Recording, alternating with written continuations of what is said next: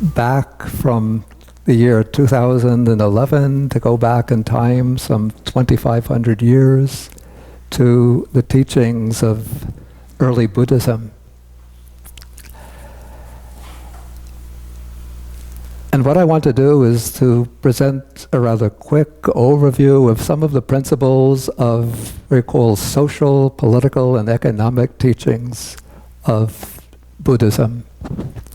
Usually when we hear about Buddhism, people always identify it with sitting in meditation, being mindful, going into deep states of absorption, or achieving astounding experiences of penetrative insight.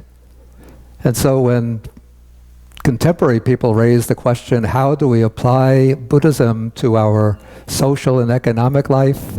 Often they just wrap up the answer in just the simple phrase, be mindful.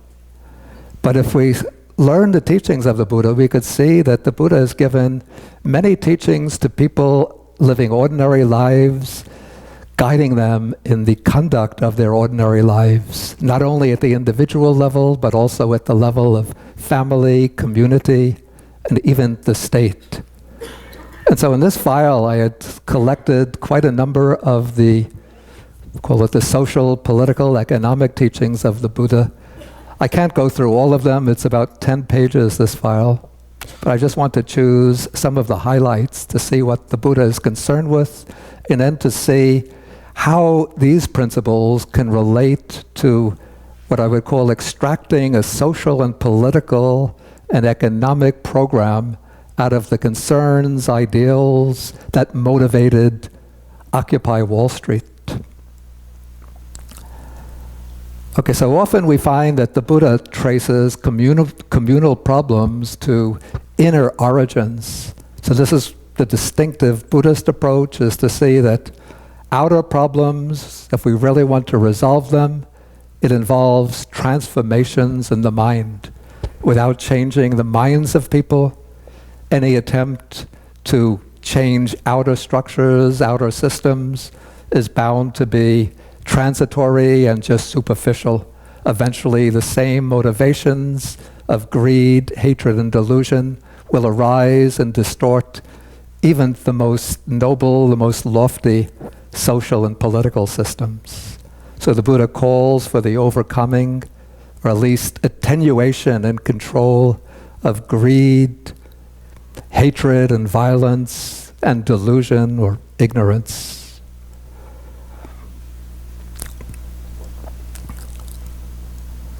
Okay, and so the moral transformation of society begins with personal conduct, and the Buddha places special emphasis on two virtues to be exemplified in everyday life. One is giving, the practice of generosity, and the other is moral conduct, virtue, virtuous conduct. That is conduct that conforms to the 5 precepts of abstaining from killing, stealing, sexual misconduct, false speech, and the use of intoxicants. Okay, going beyond individual conduct, the Buddha regards the society as a whole as a kind of very rich tapestry made up of, it's a kind of interwoven fabric of relationships.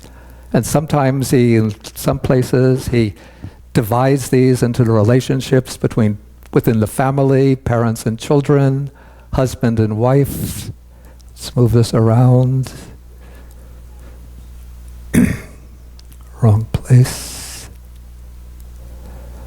Okay, teacher and pupils. When we go beyond husband and wife, then at the personal level, relations between one friend and another. At a wider level, between teacher and pupils, employer and workers, and lay people and monastics. And each has a set of duties to fulfill in relation to their counterpart. And in the Sutta, Digha Nikaya, Sutta 31, the Buddha spells out in some detail what those duties are.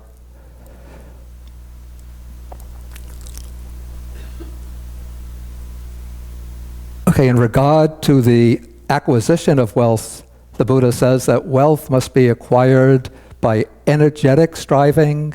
It must be righteous wealth, righteously gained. So one has to conform in acquiring wealth, one has to conform to certain ethical standards. And the Buddha mentions specifically certain trades which should not be taken up by a lay follower trading in weapons, in living beings. That would be animals for slaughter, human trafficking, the meat business, dealing in intoxicants and in poisons. If we look at contemporary occupations, probably this list could be expanded even more widely. Okay, these are some duties that the employer should fulfill to the worker to the employer. And this is based on the assumption that the workers are living in the household of their employer. That would be the family that employs them. The Buddha speaks about the proper use of wealth. Wealth should be used to benefit one's family, one's dependents, one's friends. A certain portion should be saved for emergencies. Another portion used to pay taxes, to entertain relatives and guests, and to support virtuous ascetics and Brahmins. That is part of the fabric of society, the mutual support of religious people and lay people. So lay people provide the religious people with their material needs. The religious people support the lay people with spiritual teachings, ethical guidance. Okay, then for the community, wider community, for the monastic order, the Buddha taught what's called the 6 principles of cordiality, or 6 principles of harmony and respect. These are bodily, verbal, and mental acts of loving kindness. Those are the first 3. And fourth, sharing things in common with one's companions in the religious life, observing the principles of conduct, the precepts, the virtues that lead to samadhi, to concentration, and holding in common the right view that leads to liberation, to the destruction of suffering. So we can't expect all of these exactly as taught by the Buddha to be applied to society at large. I mean, people will not all accept Buddhist views or observe Buddhist precepts, but we can't expect people should at least strive to treat each other with loving kindness, at least with care and concern. They can't share everything the way monastics are supposed to do, but one should share enough so that nobody is deprived of the basic necessities of life. People should live in accordance with ethical codes, and they should at least respect the principle of cause and effect between actions and their results. And the Buddha also speaks of what he calls the 4 Sanghahavatu, or Sangrahavatu. These are translated the 4 means of benefiting others. These are ways in which one person can help other people and promote their well-being. One is through giving, generosity. Another through pleasant speech. The third is through actual conduct or deeds that furthers their welfare. And fourth is equality of treatment, treating others the same as you would have them treat yourself. The Buddha also spoke about political administration. He was not completely adverse to laying down guidelines for different types of governance. And in the Buddha's time, there were 2 types of government. One were the small tribal republics. That was the kind of government that the Buddha himself grew up under, the tribal republic of the Sakyans. And the other was the monarchy, kingship. So for the republics, the Buddha taught what are called 7 conditions of progress and social stability. So he says that the people, and these are small republics, usually governed by a kind of aristocratic body, that they should hold regular and frequent assemblies. We could see here some correspondence with the Occupy movement with their nightly general assembly. They should carry on all of their business in harmony, not becoming divided by arguments, by maintaining particular points of view. They should maintain the ancient traditions, honor the elders, listen to their advice, don't abduct the wives and daughters of others, honor the shrines and monuments, and make provisions for holy ascetics to come and live in their realm. Okay, for the monarchical system of government, the Buddha established a model of an ideal model of kingship, which he called the Chakravarti Raja, which means the wheel-turning monarch. The wheel-turning monarch is described as the just and righteous king who governs his realm in accordance with the Dhamma, which here means not so much the Buddha's teaching as such, but Dhamma as the principle of goodness, of righteousness, the moral law of the universe. So relying on this principle of goodness and righteousness, the ideal monarch provides protection, shelter, and safety for his own household, for the kshatriyas, that's the members of the ruling class, for his army, for the Brahmins and householders, for the inhabitants of town and countryside, for ascetics and Brahmins, and even for the beasts and birds of the land. So this shows, you could say, the sense of environmental consciousness, that one shouldn't adopt policies which are going to lead to the decimation and disappearance, extinction of very valuable species of birds and beasts. And this is an important part of the duty of the wheel-turning monarch in establishing righteousness in his kingdom. He is taught, let no crime prevail in your kingdom, and to those who are in need, give wealth. So this is so important because this particular sutta illustrates that one of these kings that arose in this line of wheel-turning monarchs didn't give wealth to those in need, and as a result, stealing arose within the kingdom. And from stealing, there came lying, murder, and all the other crimes and conflicts. So all came because the king was negligent in obliterating poverty within his realm. So we say that poverty is the breeding ground of criminality. And then this is illustrated in another sutta where a king comes to his minister for advice, and the minister tells him that your kingdom is beset by thieves, they are destroying the villages and towns, and the king wanted to tax the people of the realm. So the minister says, if you were to tax the country, that would be the wrong thing to do. If you think you can get rid of the robbers by execution and imprisonment, they would just multiply and later harm your realm. So this is what the minister advised him, to eliminate these thieves, to get rid of the robbers and criminals. To those in the kingdom who are engaged in cultivating crops and raising cattle, give them grain and fodder. To those engaging in trade, give them capital to develop their business. To those in government service, pay proper wages. Then those people, being intent on their own occupations, won't harm the kingdom. Your revenues will go up, the land will be tranquil, and the people will be joyful, playing with their children, with the doors of their homes open. Okay, so these are some of the teachings of the Buddha. And then we have 10 royal duties. I'll pass over that.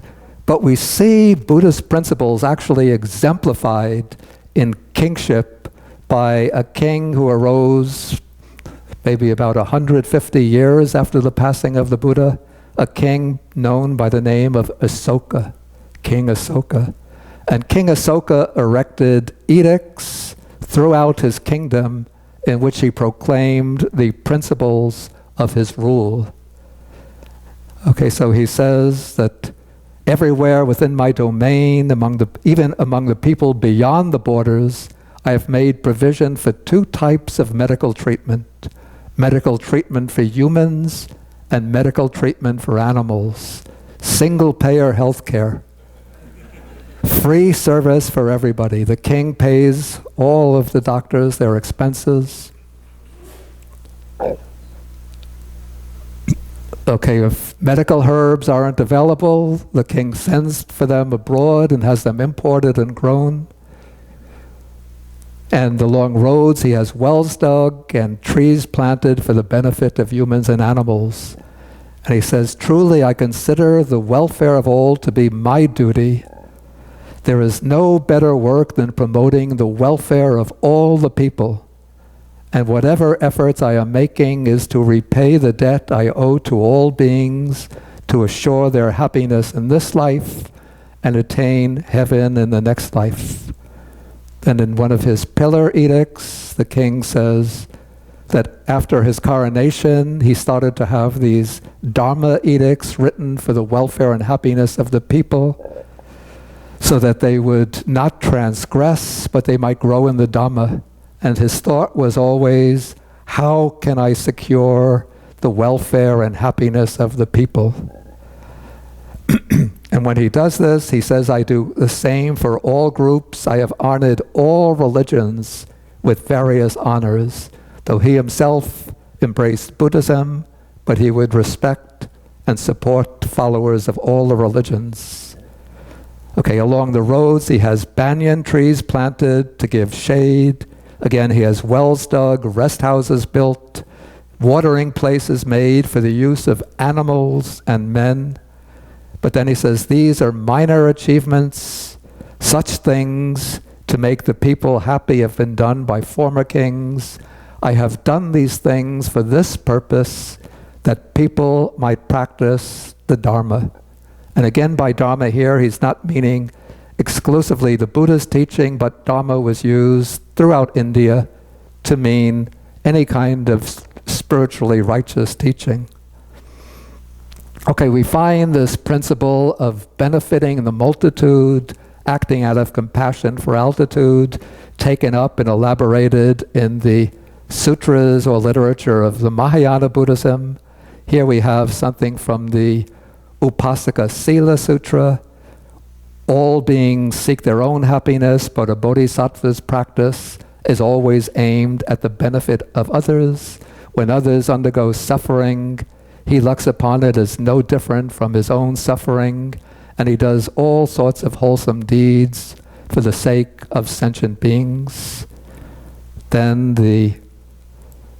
from the vows of Samantabhadra, he vows that I will be a good physician for the sick and suffering. I will lead those who have lost their way to the right path.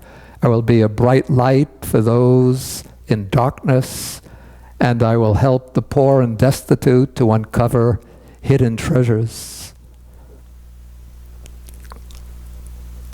Okay, then another sutra from the Chinese Tripitaka, the Buddha is saying that a bodhisattva practices giving without any faults. He gives to bring relief to the poor and destitute, to the desolate, to those in distress. He arouses a mind of compassion. He practices giving without choosing between friends and enemies, and so forth. Okay, so we could see some principles here of that a person who is managing a country in accordance with Buddhist principles manages, rules the country for the benefit and happiness of people. King places himself in the position of a servant towards the people. And those in lower positions should practice generosity to help those in need. Okay, but this emphasis on generosity and a moral framework for administration, I would say, captures one important dimension of proper governance that applies to the contemporary world. But I say that there's another aspect which comes more from the Western tradition than from the Buddhist tradition, which was also fundamental to the Occupy Wall Street movement and which we have to take into account today. And this is the emphasis on what I would call justice in its broadest sense. It's based on the premise that all human beings are, in their essence, equal, and so all are entitled to equal treatment before the law. We can never establish perfect economic equality, but all are entitled to at least the basic amenities of life. All are entitled to be free from need and want. And political justice, in that all should be able to contribute in some way to the administration of their community, to their society, to their country. And so justice establishes the importance of equality, diminishing economic inequality, assuring legal and political equality. And some of the reasons for the importance of equality have been detailed by writer. Did I remove the source? No, here is the source. Richard Wilkinson and Kate Pickett. They are epidemiologists. Is that the right word? People who specialize in the study of the spread of illnesses. And they undertook a study of societies, different countries, in order to determine what is the impact of relative equality and inequality within those countries. And what they found is, here are some of their findings. They have a website, it's set up in Great Britain. It's called the Equality Trust. And in the website, it details the reasons why equality is better for everyone, not only for the poor, but even for those in positions of relative wealth and power. One, people in equal societies live longer. Smaller proportion of children die in infancy, and their health is better. Mental health is better, less anxiety, distress, depression, much less use of drug abuse, use of illegal drugs. When children have equal educational opportunities, they do better in schools, less cases of failing, misbehavior in the schools, dropouts. Interestingly, there's less obesity in countries where the societies are more equal, more social mobility, ability to change one's standing within the society, much more trust and community life. People in more equal societies trust one another, while in societies where there is greater inequality, there's more distrust, competition, and suspicion. In more equal societies, less violence, homicide rates are lower, and children experience less violence at home. Fewer cases of teenage pregnancy and motherhood. The measures of child well-being are much higher.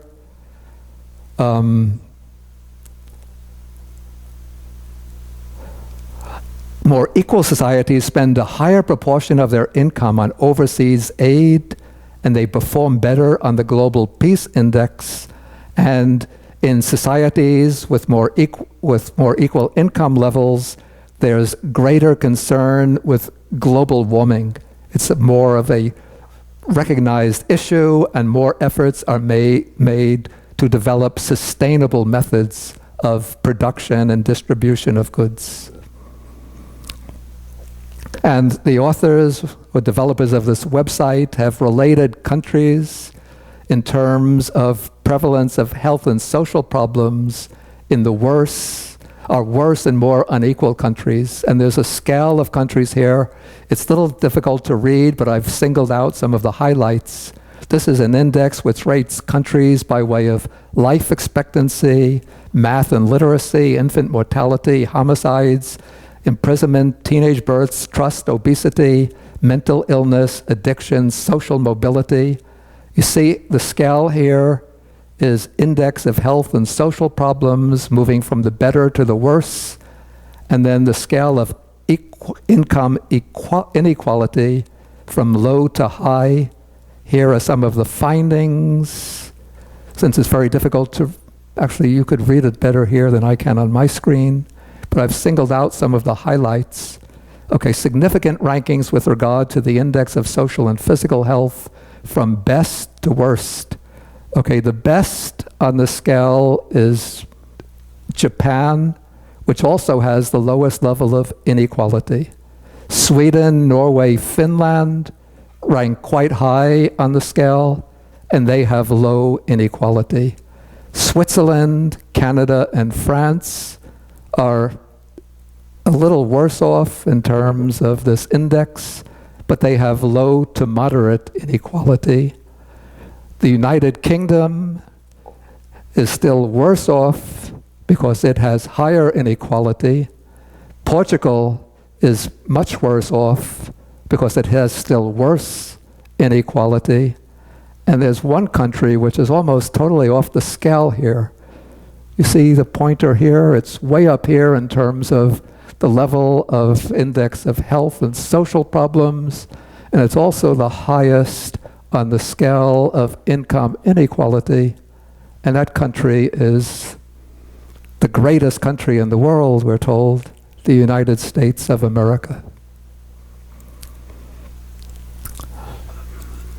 Okay, so we see that there are very severe problems at the core of our country, of our society, and I say that it is these problems which caught the attention of the people who formed the nucleus of the Occupy movement and the people who were drawn over the months to join the Occupy movement. And even though the Occupy camps have been dismantled, these people are still busy at work aiming for some type of social, political, and economic transformation. And now putting together the principles that I've been able to draw out from both from the crisis of our time, indicated by the charts that I showed you earlier, and the motivations of the Occupy movement, and the guiding principle of Buddhist social ethics, I've tried to develop what I would call a Buddhist program for Occupy Wall Street. And I've developed it as the answer to several questions that had arisen in some of our discussions. First, I raised the question, what general or sort of overarching contribution can Buddhism make to the Occupy movement? So I say that what Buddhism can provide, one thing is a wider and deeper moral compass that will articulate the values of love, compassion, respect for others, and justice for everyone in all domains, social, economic, political, and legal.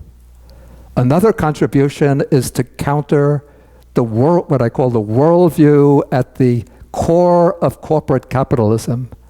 This is a worldview that gives priority to, I should put competition.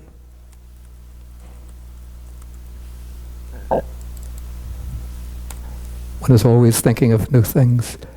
Competition, control or domination, and privilege. That the idea is that when one achieves a certain level of income, a certain level of wealth, one assumes to oneself privileges that one can deny to other people. So one of the contemporary social and legal commentators, Glenn Greenwald, who you can find on the salon.com, the internet site, he has recently, or about a year ago, published a book called With Liberty and Justice for Some. And he points out in chapter after chapter in this book how our legal system, which is supposed to provide justice for all, is skewed so that if one steals a little bit here and there, like a small-time thief or a small-scale dealer in marijuana, one could wind up with 10, 15, 20 years in prison. But if one is a big banker dealing in all sorts of unscrupulous financial dealings. I mean, occasionally they get caught and go to prison, but most of them will go scot-free with very little questioning of their integrity. I got off track here. Okay, that's privilege. Okay, so we're supporting that kind of worldview with one that gives priority to cooperation, collaboration, and social and political equality. Okay, reversing the consequences of this corporate worldview, which have sort of pervaded our society to such an extent that they're almost imperceptible to us. But one of the most, what I would call, disastrous consequences, apart from the wealth divide, is what I call the commodification of human beings and the natural environment. This is a kind of perception which sees other people only in terms of what they could contribute to the production of wealth. This is why corporations will, maybe they operate their firm in the United States, they try to push the salaries or wages of their workers down to lower extent as possible. If workers demand a minimum wage, they'll shout, we have to have what they call it, the right to work. They start up the right to work campaign. You know, it's a kind of euphemism for we're going to keep our wages as low as possible. If the workers unionize to get their higher wages, they just close up shop in the United States and set up their factories in, you know, China or some other country where they can pay much less for the same amount of goods. In fact, we have, you know, so much of our production now takes place in China under working conditions which are just completely unacceptable on any kind of ethical standards, where workers have to work 10, 12 hours a day exposed to highly toxic chemicals, but because the regulations in China are much, much looser than in this country, there are no provisions which will prevent those workers from undertaking that kind of work. Okay, so there takes place the commodification of human beings so that people are seen only in terms of how much monetary value they can contribute to our corporation, our firm, to myself personally. And the natural world is also perceived through this lens of commodification. So one looks at a forest, and what does one see? Not a place to sit in meditation, not a place to marvel at the beauty of nature, not a place to write romantic poetry, but so many acres of trees that can be cut down and turned into paper, wood, to sell on the market. One sees land as just space to be used to grow crops. Of course, it's important to grow crops to feed people, but one is thinking only of developing monocrops so that one could market them at a very high profit margin. One sees the fish in the sea as things to be just caught and sold for food without thinking of future generations. And so we have a narrow view which commodifies the natural environment, excavating the earth to get oil, coal, natural gas, destroying the natural environment for whole communities without concern for these consequences. Okay, so that is one of the consequences. Then there is what I call the implicit and explicit racism. Nowadays, explicit racism isn't so cool anymore. So instead it operates at a rather implicit level where we could see that, you know, certain industries, certain types of works are given to certain types of people. And then we have laws, almost two sets of laws, one for people of colored people, Latino people, a different set of laws for the upper class white people. And then along with corporations, there comes the aggressive militarism of US policy. Since we need oil to keep the economy turning, oil comes largely now from overseas, and so we need military strategies to protect, to safeguard the sources of energy. And also military contracts give, large profit margins to very powerful corporations, which are constantly sending their representatives into government. And so, again, this is the way the system works to constantly sustain a militarism. And if you look at the budget, it's on another file. But if you just look at the US budget, you'll see the discretionary budget, more than 50% of the budget goes for military expenses, something like 51% to military expenses.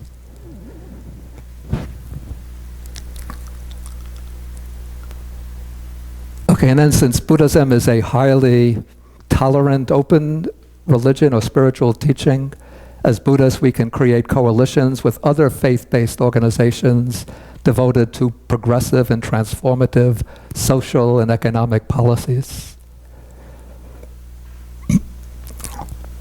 Okay, then the second question that I raised, what is the distinctive aspect of Buddhist faith and vision that can motivate and focus strategies going forward? So I did this through developing what I call a multi-dimensional understanding of the inverted pyramid of human needs. So we have a pyramid starting from the most basic needs. Well, actually, it doesn't have to be inverted, actually. I presented it in inverse order here, but we could just keep it a regular pyramid. So this is inverted order. We start at the base, satisfaction of material needs, adequate income, food, clothing, and so on. Environmental needs, a clean, safe, attractive environment. Social needs, again, a loving, supportive family, friendship, participation in a community, opportunities for social service. Intellectual needs, education, vocational training and information. Aesthetic needs, opportunities for artistic and literary appreciation and creativity. And at the peak, ethical and spiritual needs, a code of conduct that will connect one to the broadest moral intuitions of human unity, a faith that will connect one to the deepest ground of one's own being and give one a meaningful picture of one's place in the universe and lead to the attainment of the ultimate good. So this is a contrast to the worldview of corporate capitalism, which focuses almost exclusively on material needs. And so corporate capitalism has to maintain itself by constantly stimulating ever new desires, by developing a method of what's called built-in obsolescence. So now, just a couple of years ago, the iPad is out. Wow, I have an iPad. I'm way ahead of everybody. But the day the iPad goes on the market, the lab workers for Apple are starting to develop iPad 2. Then what is it now, iPad 3? 4 is out. And I have iPad 1. It's worthless. I don't want it anymore. Take it away. What am I, a pauper? Give it to my kid nephew, grandnephew, my sister. You want to give it to my my daughter? She has iPad 3 already. Anyway, so there's narrow focus on material consumption, advertisement, creating new needs, new desires, until people go berserk with always new material, the flame of material desires. But if one sees this pyramid of needs, then one will recognize that the material needs, they're a necessary foundation, but they are only the foundation for higher needs. Okay, then we have what kind of social order might emerge from the application of Buddhist principles to social transformation. Okay, so it would be one that would replace consumerism and stress on GDP, gross domestic product, with a broad human happiness index derived from the pyramid scheme. There was I think he was originally from German, but British economist writing in the 1970s, E.F. Schumacher, who wrote a very important book called Small is Beautiful. The subtitle was Economics as if People Mattered. Not profits, but people. Okay, promote a more even distribution of wealth through a progressive income tax or some other means, such as putting upper and lower limits to pre-tax compensation. I mean, if you're getting a salary of $100 million, well, let's say if one is getting a salary of $10 million a year, do you really need $20 million? Wouldn't that money be much more useful supporting those people at the bottom of the social order who are struggling just to get enough food to get by from day to day, whose houses are being foreclosed on them and who are being evicted and living in homelessness? Okay, would provide everyone with access to the basic material supports, develop programs of education that fosters the creative, aesthetic, and intellectual capacities of people instead of just preparing them for work. Okay, offering opportunities for meaningful creative employment with just compensation. And if this is done intelligently, people don't have to work 50, 60 hours a week, don't even have to work 40 hours a week, but people can be paid respectable salaries for working 24 hours a week. Okay, fosters, this is extremely essential, a sane, stable, and sustainable relationship with the natural environment rooted in both spiritual and pragmatic concerns. Pragmatic concerns because if we continue along our present track, wrecking the environment through global warming, getting these spells like these extended heat waves which are destroying all of the crops of the country, destroying the forests, the air, the water supplies, to get oil, coal, natural gas. The planet is going to be inhabitable, can't even say by future generations anymore, but by the younger people in the present generation, even by some of us who are older. And then spiritual concerns, because with a wise Buddhist attitude, one recognizes that a beautiful natural environment is necessary for the health, vitality, tranquility of the human mind and heart. And then eventually we have to evolve towards a post-capitalist economic system that builds on alternative models. And some of the models which are already being proposed and experimented with include worker ownership and management of their own companies. So this is not like a radical revolution to replace capitalism with state-controlled socialism or communism, but in an increasing number of places, workplaces, workers are buying up the companies in which they used to work and taking the ownership of the companies in their own hands and managing the companies themselves. And so this gives workers a sense of greater participation in their workplace, a sense of community with their fellow workers, it enables them to make more from their company since they're earning actual salaries based on their contributions to work rather than wages paid by an employer. And they are concerned with the environmental aspects of their work. Whereas when companies and corporations are managed by boards of directors appointed by stockholders, then the corporations seek what are called externalities, which means that you try to make as much as you can for the company, and the damages that the company inflicts on the environment, on the society, that is to be picked up by the community, by the state government, by the federal government. But the corporation has to wiggle their way out of that responsibility.